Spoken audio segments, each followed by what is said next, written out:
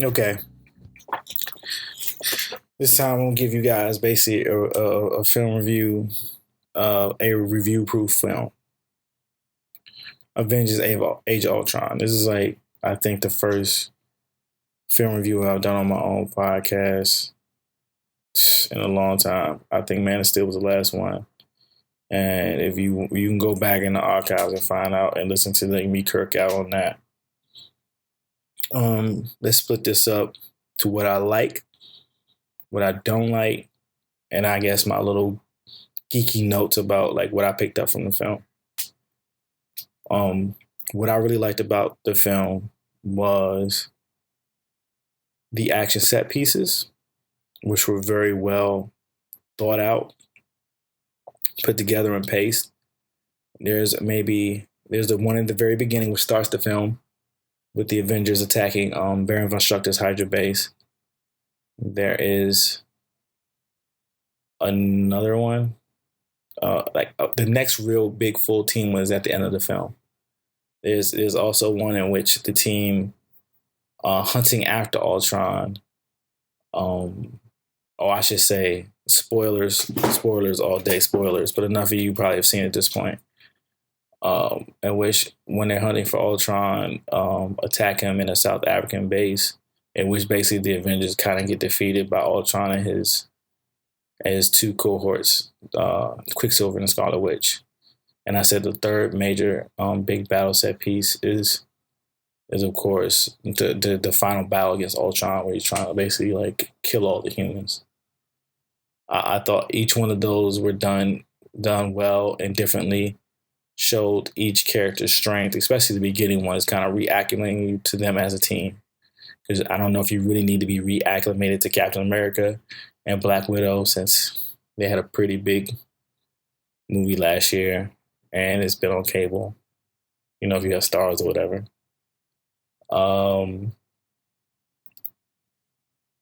It also gives you some nice little Hulk scenes because you know Hulk all day. Brings you back to more Thor. You haven't seen Thor in a while. More Iron Man doing, I guess, which is just basic movie Iron Man, repulsor blast from hands, similar poses flying around, quips. Hawkeye get to do a lot more shooting bows and arrows. Love that shit.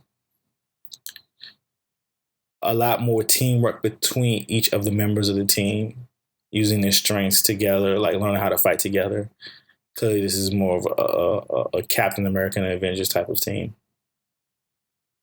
The middle one where they're fighting Ultron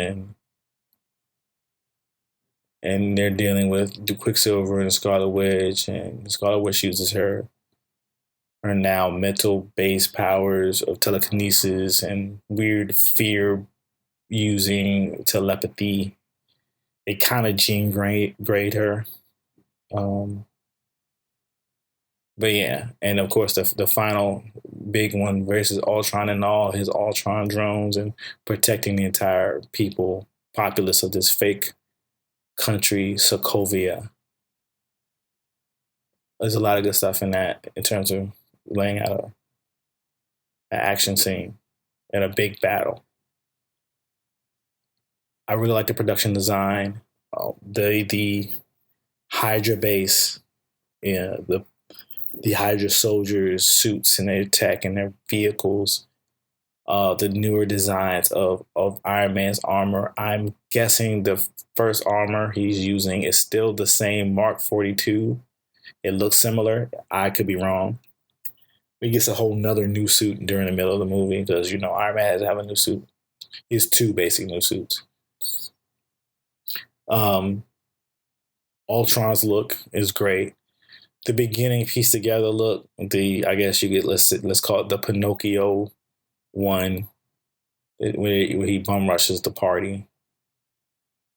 Is kind of, it's not, I don't think it's made to look really extra cool. It's made to look pieced together. That's actually a pretty good fight scene too. I kind of left that out. The first version of Ultron fighting the team in the party. And I guess you can kind of, it didn't really impress me much. I wasn't confused, but I didn't understand some of the movement of the camera and jumping back and forth. It wasn't hard to follow. I just didn't understand some of the choices. Um, I'm really thinking about I like certain actors. Mark Ruffalo always brings in a good performance. I don't think he knows how to not like. I don't think he knows how to not be good. RDJ is RDJ. I'm getting quite on board of his Tony Stark, but clearly I'm not on the right side of history on this. Chris Evans has his role down packed. Hemsworth's Thor, I'm probably going to be calling him Thor his entire career. ScarJo, Black Widow, I think she gets to add more layers to that character each and every time she appears in a film as her. You're getting to like her more and more, which is something you didn't really get from Iron Man 2 when they first debuted her. Jeremy Renner actually gets stuff to do in this film besides being like mind control dude. He actually gets to bring some of his humanity to the role. Samuel Jackson is being Samuel Jackson. Kobe Smulders as Maria Hill gets to do a little bit. I don't think she gets to do as much as she got to do in Captain America, Winter Soldier. But yeah, there's a lot of good character moments I feel in the party scene. It's still a little bit too weedy for me, a little too quippy. That's something maybe I should leave for the bad part.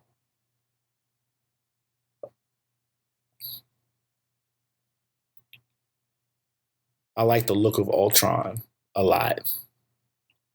While I was watching the film, I didn't like it from the pictures or I saw or commercials. Seeing the final finish Ultron in the film really sold me on it. The mocap is done really, really well. The texturing, the design of the silhouette of the character really works, even though I missed that crazy jack-o'-lantern smile. At least the crazy jack-o'-lantern smile is on all his drones. I do miss the crazy jack-o'-lantern smile. That shit is so fucking dope.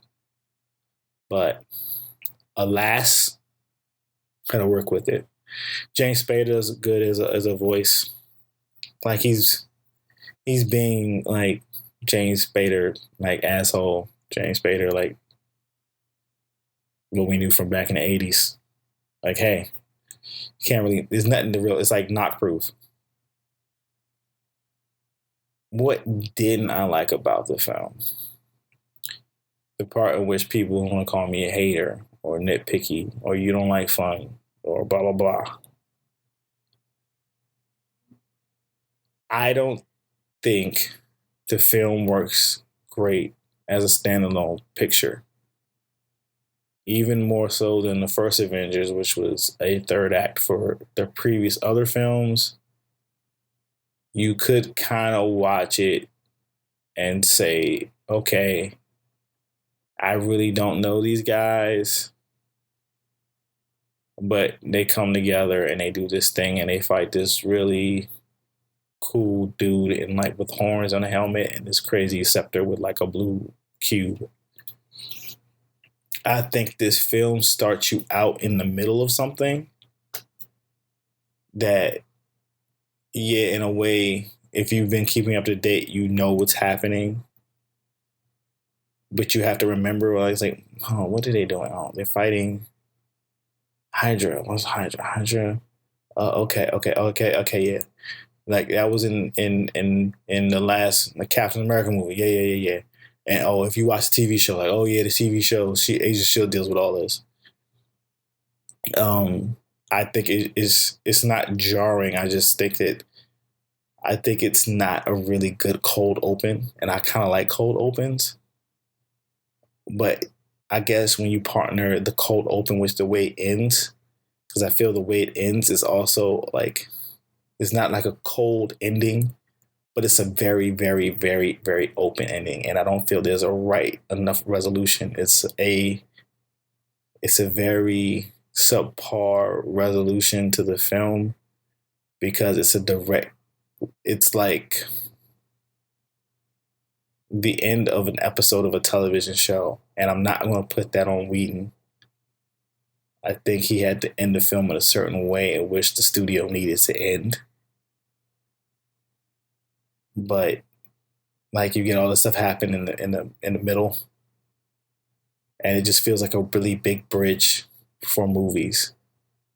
Like this is the end of phase two. This is a beginning for phase three. This is getting you from M to N. That's his purpose. It's MNOP. Like it's the end.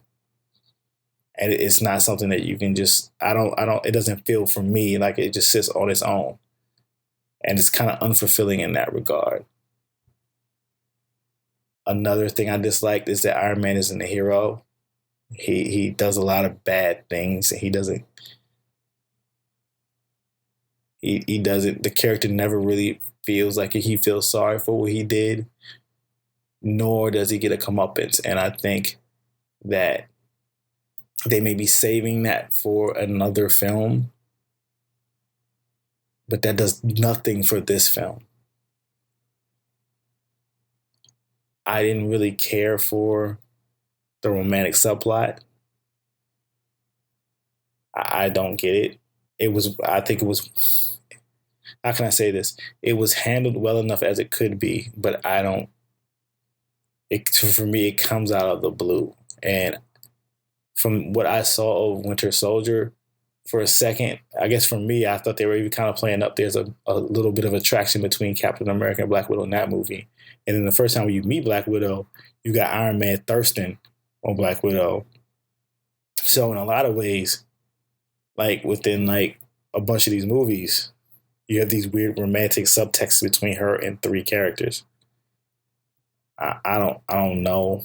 I don't like that. I also don't like how it's for some reason she gets captured by Ultron for no reason. And I guess people could say, well, because she did this and that. I'm like, I don't know if it was really necessary to have her be captured to move forward the plot. It doesn't really even move forward the romantic plot of Banner and Widow. Like he goes to save her, but she's Black Widow. Does she really need to be saved? Does she need that? Nah, not really. But that's what they wanted to put in the movie. Like that was that the rallying cry to go. They have to go find Ultron and stop Ultron and get to where he is. It's for me, it's played out as let's kill the heart of the movie, as what happened in the first one. Let's kill Agent Coulson. That'll bring them all together. It's like some of the tropes are just too in your face for me to not sit back and be like, okay, all right. It's like tropes on top of tropes on top of tropes on top of tropes. It's like a crazy Five Guys burgers full of tropes. And I kind of get bored with it while watching it. And I just want to go to the next thing. I can't change the channel. What else didn't I like? I didn't care for Ultron's motivation or his creation. He's kind of a happy space magic accident. It's like you have Tony and Banner making this artificial intelligence for I don't get the reason why. I don't get the reason why as a character Banner would go along with Tony. Being that in terms of, if you fuck up in an experiment, bad things happen. He's literally the example of bad things happening. He turns into a green rage monster. Like, I don't think Tony would be able to persuade him to, like, let's do this. Like, we need to protect the world from everything. Let's be honest, like, on some Batman shit, a lot of these problems didn't happen until you popped out with, like, a metal suit on. So, that may sound nitpicky. It's just some of that part in the motivations of characters, I think, is key to the structure. And it doesn't, to me, that's where it gets faulty. And I read reviews before it, and I was like, these people sound really excited and seem to really, really, really like the Avengers in the Marvel Cinematic Universe, that they have all these issues with it. And I don't know if they really expressed them that clearly.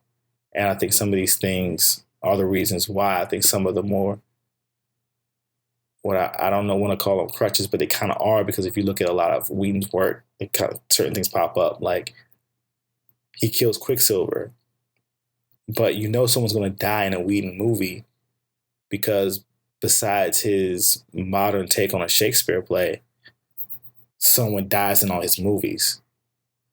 I didn't really like Dollhouse, so I didn't watch it a lot, but like maybe not Firefly, but in the Firefly movie, one of the main characters dies. In Buffy and Angel, main characters died basically once a season. It's a crutch. So I wasn't expecting them to kill one of the new characters. I'm not gonna lie, I thought he was gonna kill Hawkeye, but clearly it's a switch. He plays you out for it because he sets up all this personal life. He gives all these reasons why in usual movie type of things, they die. But he doesn't kill Hawkeye, even though, quite honestly, Hawkeye dies a lot. He catches some bodies up in the Marvel Universe. He's just like, yo, he be coming back. And he's just a dude. Alas. But they kill Quicksilver. And I don't know if he was in the movie long enough for you to really care about him. So when he dies, he does this heroic sacrifice, but you don't really feel that bad about him dying because really you don't care that much about Quicksilver and the Scarlet Witch yet. They barely even have names. They just call Pietro and Wanda. So, and then in a certain way, the cynical mind has you feeling like, did they work out a deal with Fox to get the two characters? But also within the deal, they body Quicksilver so he could be using the X-Men movies and Wanda could be using the Marvel movies, and they will not use each other ones. Yeah, that's part of the cynical nature of my brain, how it works. Reading a little bit too much. Yeah, and I don't feel it was fleshed out enough. Luckily, Anthony Johnson and the good Olsen twin, Elizabeth Olsen, even though she's not a twin, has enough acting chops to pull off these characters to do make you care. And Whedon is good because it's like these things are just, it's basically telling like, what is a perennially A student and you just knock him down to a B. Even though he's working on something I don't really get that much entertainment value out of anymore. I know a lot of people listening to this probably will love it. Like Avengers Age of Ultron does everything you need a big blockbuster $250 million budget movie should do. And it's going to make people happy. It's pretty simple. Kill a robot, superheroes defeat kill a robot. But I don't know, man. It didn't float my boat. And I try to go in these things as open as I can. I was hoping to be at least swayed a little bit, or maybe like, oh, I'm being too judgmental, oh, I'm being a contrarian. It's just like, nah, there's just more fire out there for me. There's just more fire. There's little geeky things that I did like, I picked up on.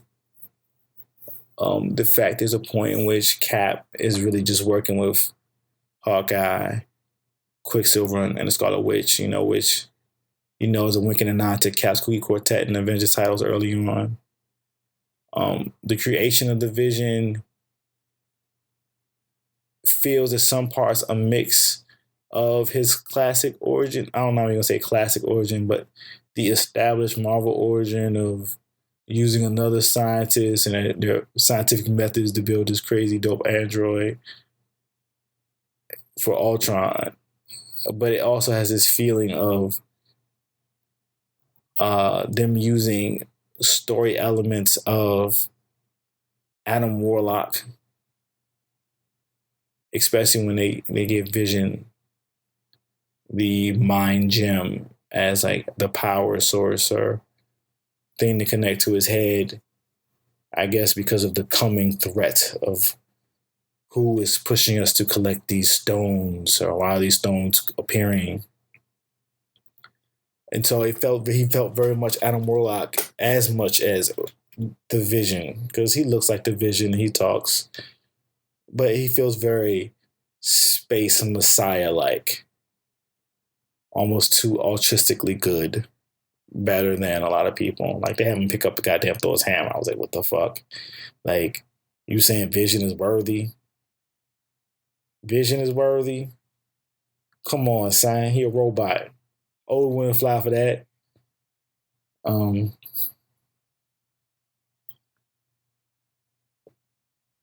the Hulk. The Hulk has a really cool scene in which he gets like mind raged by Scarlet Witch, because she's this point in which she makes everyone see these fears or whatever, and they get tripped out.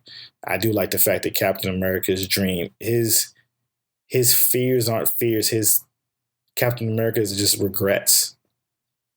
It's I think it's the most mature one out of all of them. It's just regret, like, of all the things he lost from those being frozen and stuff, the life he didn't get to live because of the choices. That I thought was cool. So the Hulk ends up rampaging in what maybe you could say is South Africa. Made me feel some type of way. I felt uncomfortable with seeing all these black people running away, endangered by this giant green hulking monster smashing like them in cars and destroying cities and just fucking shit up. And I know like Hulk rages, like, I don't know. I think real life is just affecting me too much to just want to see like what's essentially like this big giant green monster white dude just fuck up like South Africa. I ain't gonna lie. I couldn't get that out of my head. That being said, Hulk fighting Iron Man and the Hulkbuster armor, aka Veronica, I think, or whatever it's called, looks dope as fuck. Like, Hulk beating the shit out of Iron Man, I will never, ever, ever get sick of. They put so much work in showing the Hulk freaking lose it and beat the shit out of him. Like, Iron Man only wins because he kind of sneaks him when like Banner's mind takes over a little bit, like the little mind craziness wife started wiping away, and he could sneak him and punch him in the jaw real quick because it's like your Hulk was whooping that ass. You know, they even put a nice little call back to World War Hulk, the first issue, when, you know, Hulk is whooping that ass and he takes him through a goddamn building. It's like, 'cause Hulk, man, yeah, Hulk fucks his ass up. If I can just get gifts of just Hulk fucking him up, I'd be happy. Much like the last movie, the Hulk fucking shit up. All those scenes, if you put them together, that's what I enjoyed the most out of the whole film. Hulk fucking shit up. They really need to just make a Hulk film with Mark Ruffalo, but they ain't got the rights. I don't know why they don't want to spend the money to get the rights, make this movie. But that's on them. You know, clearly, I'm not a suit. I don't work for Disney and Marvel. I can't make those things. You know, I can't make those decisions. I don't get the logic. But I think that's the part I like the most out of the entire 2.5 hours. Was like, if you collect all that shit together, maybe it's like 12 minutes of the Hulk fucking shit up. That's what I like the most.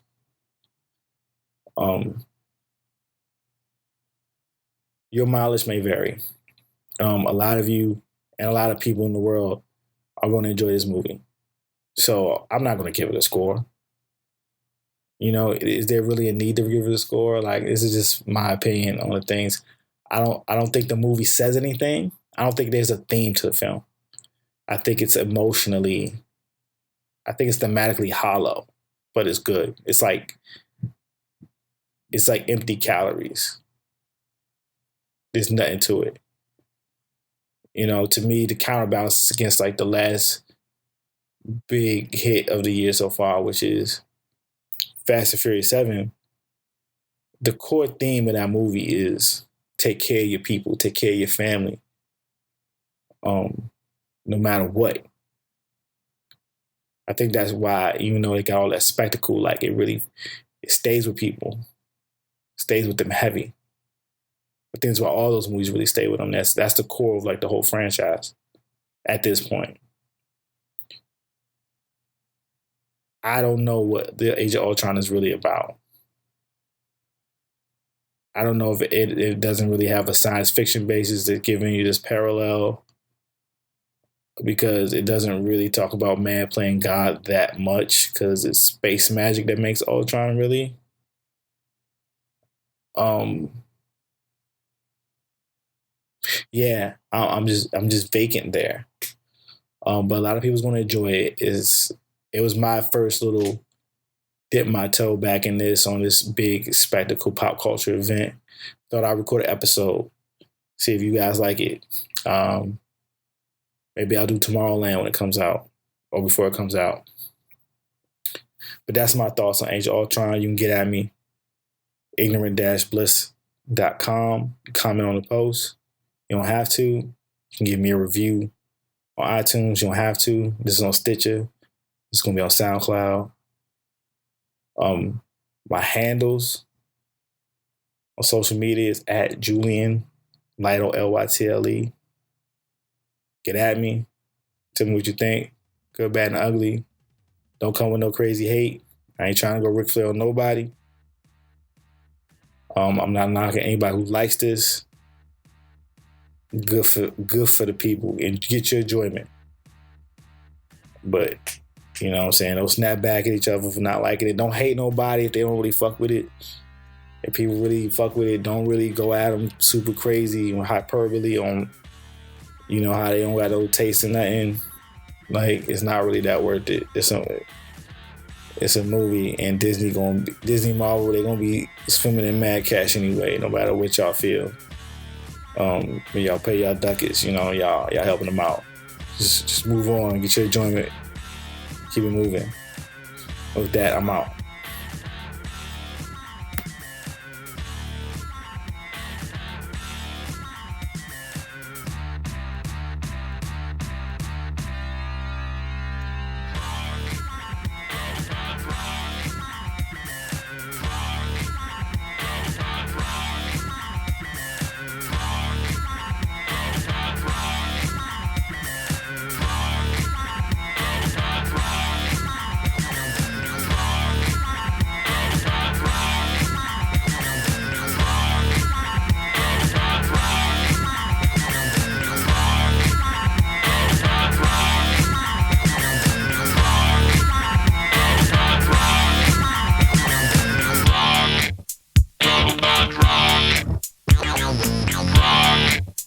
Robot rock.